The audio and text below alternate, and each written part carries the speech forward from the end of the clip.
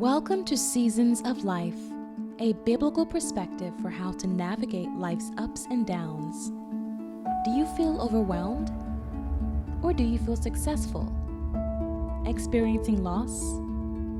This weekly 15-minute word of inspiration will motivate you to live with more wisdom and peace. Here is your host, Pastor Mercy Oduah. I welcome you to this episode of Seasons of Life, a biblical perspective for overcoming your life challenges.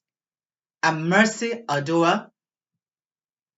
My 10 minutes inspirational talk aspires to let you know that seasons of life are regular occurrences of life and to offer you a spiritual support and guide as you go through the bad and the good seasons of life. I am sharing my experiences from grief and loss, hoping that they will benefit you in your own difficult times as well. I encourage you to please kindly share this video talk with somebody that you know that is going through difficult time because it will encourage them and we all can be a community of support for them. This is what the world needs at this time. Last week episode talked about learning the lesson of difficult times. When you are in those bad seasons of life, there is a lesson that you need to learn. And that was what we discussed last week. That it is important for you to learn the lesson because the glory of God is revealed in the lesson. So today is episode 13, and my talk is on you are not in control of any seasons of life. You are not in control of any seasons of life, especially the bad season, because that's the one that we don't ever want to deal with. The seasons of sickness, seasons of pain and loss and suffering and poverty and failure. You are not in control of those seasons. It is a spiritual armor, a spiritual strength, a spiritual protection to know that you are not in control of all the bad seasons of life because it will help you to surrender to the one who is in control, and that is God. I repeat, it is a spiritual armor to know that you are not in control of any seasons of life, that God is in control. And because you are not in control, it will enable you to surrender to God who is in control. There will be no guilt or remorse of anything because you are not in control. Can you imagine if you are given control to choose the seasons of your life? Of course, you will choose, I too, we will all choose the good seasons of pleasure, of happiness and joy. We will choose that because we don't want the bad season. Nobody wants that. But unfortunately, that is not what life is all about. We have no control on what life brings to us. Personally, as far as the weather is concerned, I prefer the springtime a lot. And here in this part of the world, we are in springtime because it's neither cold nor too hot. The flowers are already blooming and the birds are out. But unfortunately, this weather, this beautiful springtime will change to the ones I don't like. Regardless of my preference, the weather will change. According to Benjamin Disraeli, he says that change is inevitable, change is constant. I want you to know that the only thing that you are in control is how you handle the change that is coming to you. That is the only thing that you are in control. How you are responding, how you are dealing with that situation that life is throwing to you. That situation of pain and suffering and loss and brokenness. How you are dealing with it is within your control. So you have to learn how to deal with that positively. And there is nothing wrong for being not being in control. There is nothing wrong with that because it makes us human. It makes you human not to be in control because it exposes our weakness and our reliance on God. Not being in control exposes our weakness and our reliance on God. And the Bible says that when we are weak, then we are strong. According to 2 Corinthians chapter 12, verses 8 to 10. When you are weak, then you are strong. In other words, expect the strength of God to come upon you as in those weak moments. Not being in control is not a sign of weakness to kill us. However, is a sign of weakness to invite God's power to come to us. That's why it says that when we are weak, then we are strong. It is a great advantage for us to know that we cannot prevent the hardship of life from happening. They will come.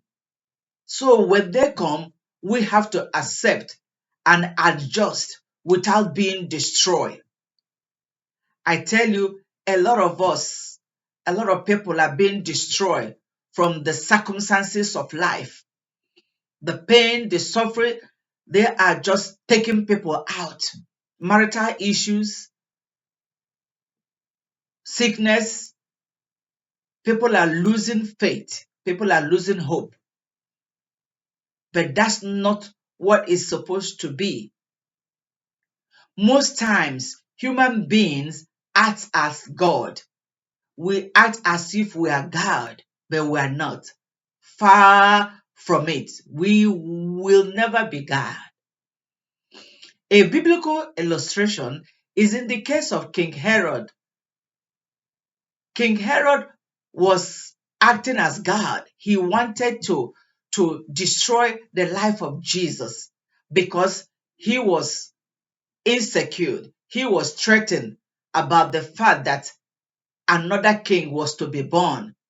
Messiah was to be born. So he was furious and upset and wanted to know who is this king that is coming to take my place. But he was mistaken. Jesus was not coming to be the earthly king, but he was already mad. So King Herod wanted to know exactly the time that Jesus was to be born and the place. Can you imagine? He wants to control that situation. He wants to prevent what was prophesied years ago. He wants to prevent it. He wanted to prevent it from happening. So after inquiry, he found out that Jesus was going to be born in Bethlehem of Judea, and that the wise men were going to visit Jesus with gifts. So under pretense, King Herod wanted to go as well.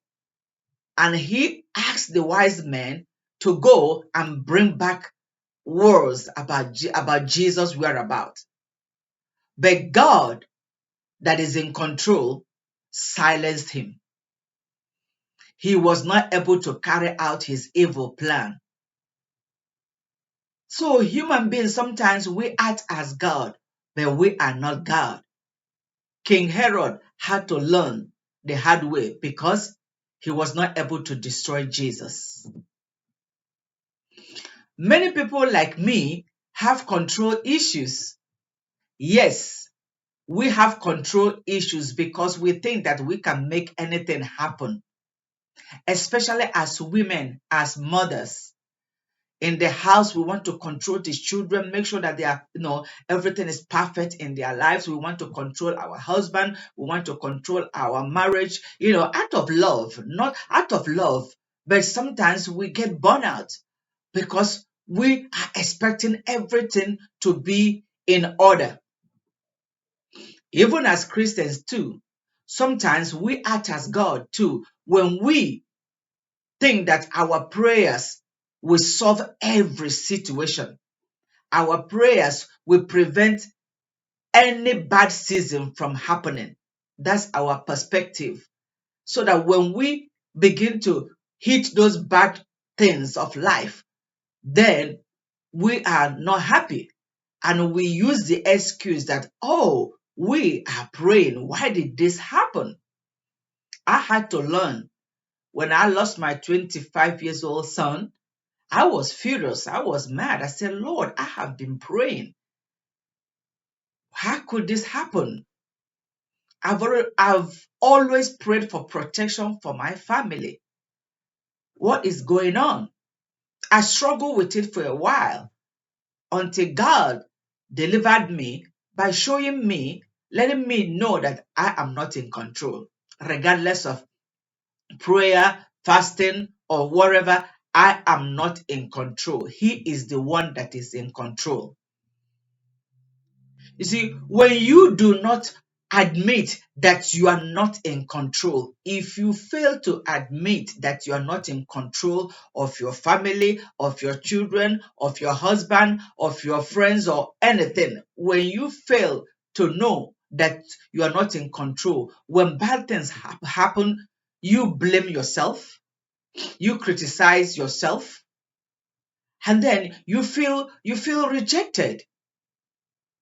You take the blame that does not belong to you because you feel that you are in control. Some people, when they fail exam, they take it so hard, they blame themselves. They lose their job, they blame themselves. Those are normal occurrences of life. It makes you know that you are not in control. And the same fact applies to institutions and government.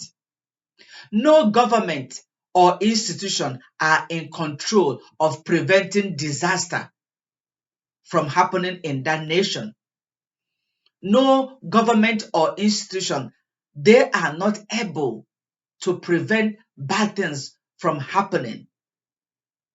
We are now witnessing and hearing about the Russia-Ukraine war. Can you imagine? The people from Ukraine are suffering right now.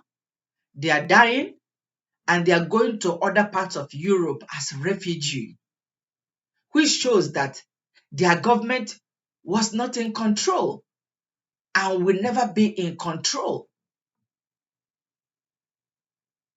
The government is not in control. Otherwise, they could have prevented this war. Last year, they were in a better place. And years before, they were in a better place. But this year, 2022, the seasons of war hit them. And it shows that they are human. Now they are defenseless, they are vulnerable, and they are relying on international aid. Can you believe that? But that is life. Even as I said earlier, this war will end too because it's a season. It's a season. It will come to end. So the fact that you as a person or institution and government, the fact that they are not in control creates a dependency on God. And that is the message I want to get across. The fact that you as a person, institutions and government, the fact that all of us are not in control creates a dependency for God who is in control. And knowing that you are not in control too, we help to minimize anxiety, the feeling of anxiety and depression. Because sometimes the feelings of anxiety and depression comes as a result of you thinking that you're losing control of situations. When you feel that you're losing control of your family life, your job life, that everything is just falling apart, then the next thing is that the feelings of anxiety and depression will creep into your life because you feel that you are in control. But you were never, and you are never in control. You can never be in control. So it is a good thing to know that you are not in control. Personally, my feelings of anxiety over losing my son, reduced the moment I surrender my control to God. The moment I surrender my control of family, of children, of everything, the moment I say, Lord, I surrender, my feelings of anxiety lessen. My internal conflict was able to be, was reduced, and I have calm. It is a great place to be, a great mindset to have, that you are not in control. Keep telling yourself when you hit those rocks, those challenging times, keep telling yourself that you are not in control, because you are not human. You are not superhuman. You are only a human being. God is in control. So before I leave, I want you now to begin to look at those situations as not your fault. Don't blame yourself. Don't despair because you cannot gain control. No, rather look unto the one that is in control and accept the fact that you are not in control. I'll leave you with the words that Jeremiah said in Jeremiah chapter 10, verse 23. It says that your life is not your own, and it is not for you to direct your step. Your life is not your own, and it is not for you to direct your step. So may the Lord bless you, and may the Lord keep you. And may He allow you to know that you are not in control, but rather to surrender to Him. Shalom, and see you next week. Thank you for watching this episode of Seasons of Life. Until next time, be well, and may God bless you.